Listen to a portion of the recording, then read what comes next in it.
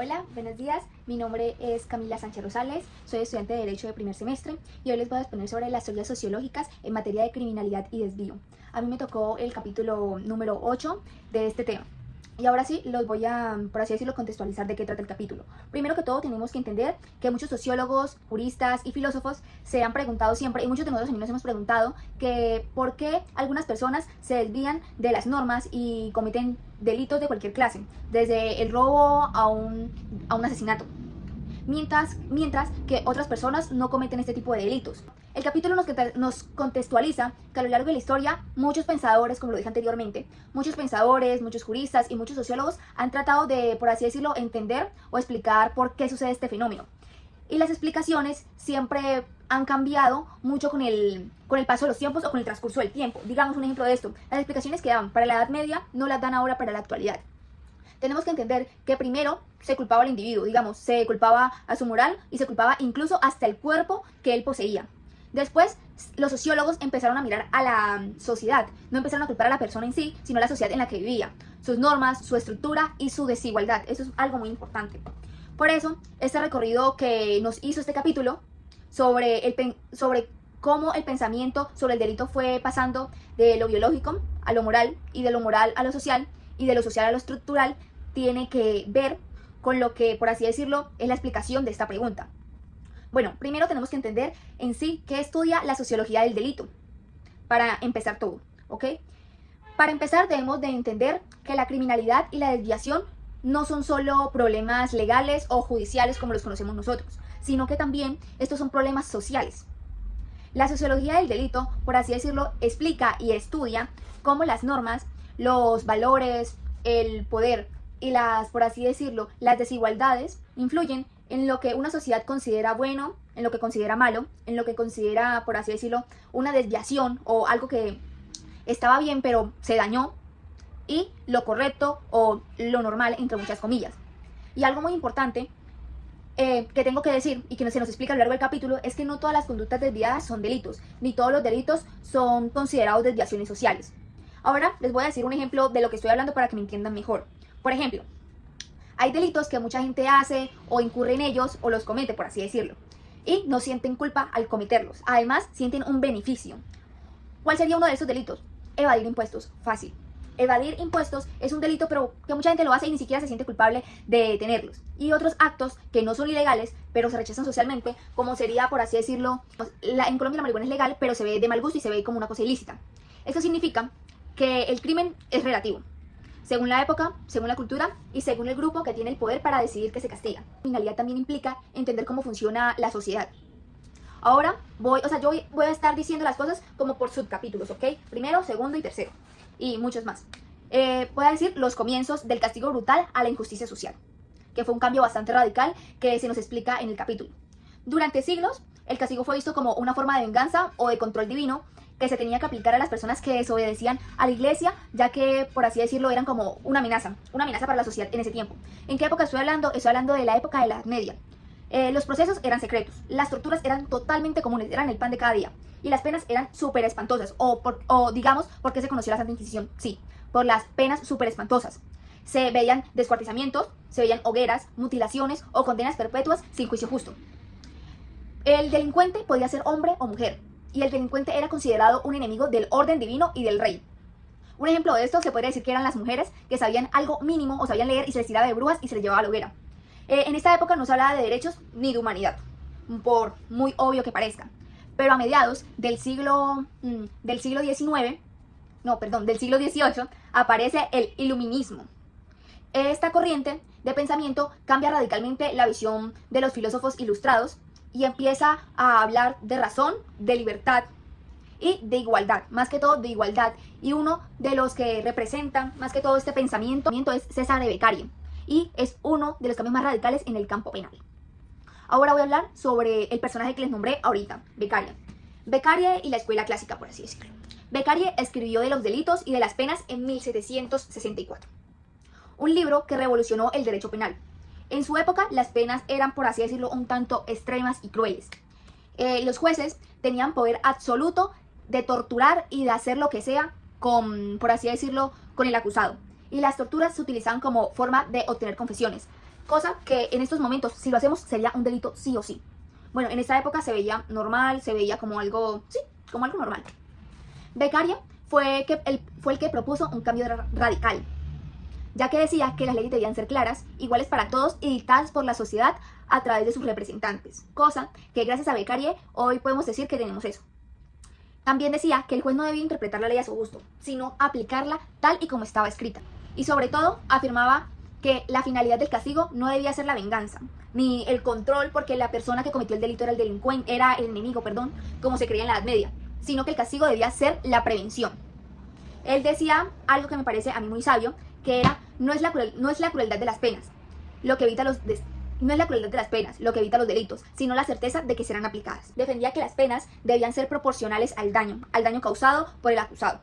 Por así decirlo, un ejemplo, no era que usted robaba una manzana y ya lo mandaban a pena de muerte, eso no se podía. Él decía, eso es ilegítimo, eso es absurdo. Él decía que nadie podía ser castigado sin ley previa y que la tortura debía desaparecer totalmente, cosa que en la actualidad, gracias, no se hace, o sea, la tortura ya es ilegal. Beccaria también consideraba que el delito debía entenderse como un daño a la sociedad, no como un pecado moral o religioso. O sea, todo esto, él decía que la política debía alejarse ante todo de la iglesia. La legalidad tenía que alejarse de la religión. ¿Por qué? Porque habían casos muy abruptos. Sus pensamientos, como lo dije anteriormente, representó la base del derecho penal moderno. Y también marcó el inicio de una mirada social sobre que el delito es una ruptura del pacto entre los ciudadanos y el Estado. Ahora les voy a hablar sobre el cuarto hito o el cuarto subtítulo del capítulo que yo leí. Ahora, el positivismo. Y ahora vamos a hablar de cuáles filósofos eran los que decían el positivismo. Era Laffer, Krathwohl. Después de la escuela clásica llegó otra corriente muy importante, la cual era el positivismo, como lo dije anteriormente, que llegó en el siglo XX. Y este trató de explicar con el método científico al estudio del criminal o, por así decirlo, del delincuente. El positivismo creía que todo fenómeno humano tenía causas que se podían observar, que se podían medir y que se podían clasificar. Así empezó que algunos criminólogos comenzaron a estudiar al delincuente como si fuera un objeto o un animal, el cual podían clasificar en una lista de si era cierto o si era falso. El filósofo Lombroso y el criminal nato, lo que él explicaba sobre y la teoría que formuló. Pensaba que algunos criminales o algunas personas nacían con una predisposición natural del crimen o para el crimen. Él decía que existían criminales natos o criminales del nacimiento, personas con, por así decirlo, rasgos físicos particulares. Él decía que eran como las personas que tenían la mandíbulas grandes, los cráneos anormales o asimétricos, como alargados, que los volvían más violentos o antisociales, estas características de nacimiento. Estas ideas, pues hoy nos pueden parecer un poquito absurdas y discriminatorias ante todo, pero en su momento tuvieron mucha influencia o se dejaron influenciar y tuvieron mucho impacto en lo que era la criminología, porque prometían una explicación científica al crimen y por qué estas personas incurrían a hacer estos delitos o a manejarse así. Otro autor importante que voy a mencionar es Enrique Ferri, quien amplió la teoría del Lombroso, el cual decía que habían criminales naturales. Ferri decía que para él el delito no solo dependía de factores biológicos, sino también del medio social en el que vivían estos criminales. Él decía que la pobreza, la educación y el clima moral también afectaba. Ferri pensaba que el delincuente debía de ser tratado como un enfermo mental, por así decirlo, y que el Estado debía actuar no solo en castigarlo, sino que también en prevenirlo. Sin embargo, esta visión también tenía peligros porque justificaba la idea de que algunas personas debían de ser encerradas por un tiempo indefinido, por ser solamente peligrosas entre muchas comillas, así esto no tuviera nada que ver. Incluso se usó para legitimar políticas racistas y autoritarias en el siglo XX, más que todo se podría decir en los países de primer mundo. Otro del que vamos a hablar es de Gráfalo, y que él hablaba sobre el delito natural. Gráfalo era realmente Rafael Garáfalo. Decía que el delito era una violación a los sentimientos naturales, a los sentimientos como la piedad, la probidad y la prioridad. Según él, existían valores morales universales que, por así decirlo, todos teníamos, que debíamos de respetar y que quienes los rompían, que en este caso eran los criminales, ellos era un crimen natural porque ya rompían estos valores universales. En general, el positivismo aportó métodos de observación y la idea de buscar causas, pero se equivocó al creer que el crimen era algo, por así decirlo, biológico o natural del ser, que era algo inevitable. Lo positivo fue que abrió la puerta a estudiar también los factores que incurrían para que estos criminales se desarrollaran. Factores sociales detrás del delito, como en qué entorno habían crecido, con qué educación. Ahora vamos a hablar del surgimiento del pensamiento sociológico, el cual lo dice Tarque y Durkheim. Esta filosofía o esta teoría surge a finales del siglo XIX. Algunos autores empezaron a oponerse a las ideas biológicas del positivismo y empezaron a proponer explicaciones más que todo sociales y ya no tanto biológicas. Gabriel Tarde decía, y también fue uno de los primeros en decir, que el crimen no se hereda, se aprende. Él decía que el crimen se aprendía más que todo era de las personas que estaban alrededor de la persona. Hágase llamar papá, mamá, familia y hasta amigos, o en el entorno que había crecido. Especialmente en los grupos más cercanos. Esto significa que el delito puede ser resultado de la imitación y de la costumbre, más no tanto del propósito biológico o de la genética, por así decirlo, como lo decía el positivismo. Además, Tarde observó que los delitos se daban también entre las clases altas, no solamente entre las clases bajas que vivían en la pobreza. Claro, las clases altas las hacían en forma más disimuladas, como el fraude o la corrupción, que también son delitos. Con eso se mostró que el crimen no es exclusivamente de los pobres, sino que también depende de las oportunidades y del tipo de sociedad al que pertenezca la persona. Ahora voy a hablar sobre Émile Durkheim. Por su parte, Durkheim planteó algo revolucionario. Él dijo que el delito es un fenómeno normal en toda sociedad, que eso no hay nada de raro, que en toda sociedad tenía que suceder eso. Esto no significa que esté bien, sino que siempre habrá personas que se salgan de la norma y eso sirve para marcar los límites de lo aceptado y de lo inaceptable. Durkheim también introdujo el concepto de anomia, que es la falta de normas o de orientación moral. Cuando una sociedad cambia, por así decirlo, muy rápido, por ejemplo, voy a decir un ejemplo para que me entiendan mejor. En épocas de crisis o desigualdad, las personas pierden referencias y aumenta la desviación. Para él, el delito refleja la moral colectiva de cada sociedad. Lo que se castiga cambia según los valores predominantes. Por ejemplo, como lo decíamos en la Edad Media y como lo hacemos ahora en la actualidad. De esa forma, el crimen deja de verse como una enfermedad individual y comienza a hacer una asintonía social. Ahora voy a hablar sobre la Escuela de Chicago y la ecología social. Esto es a principios del siglo XX en Estados Unidos. Surgió la llamada Escuela de Chicago, que estudió la relación entre el entorno urbano y el delito. Esta escuela observó que en las grandes ciudades, especialmente en Chicago, los delitos se concentraban en ciertos barrios, por así decirlo, pobres, con altos niveles de inmigración y desorganización social. O sea, nadie tenía un lugar predeterminado. Autores como Robert Pack y Ernest Burgess comparaban la ciudad con un organismo. Cada zona se enfermaba y aparecían problemas como el delito, la prostitución o las pandillas. También se habló del fenómeno de invasión y sucesión.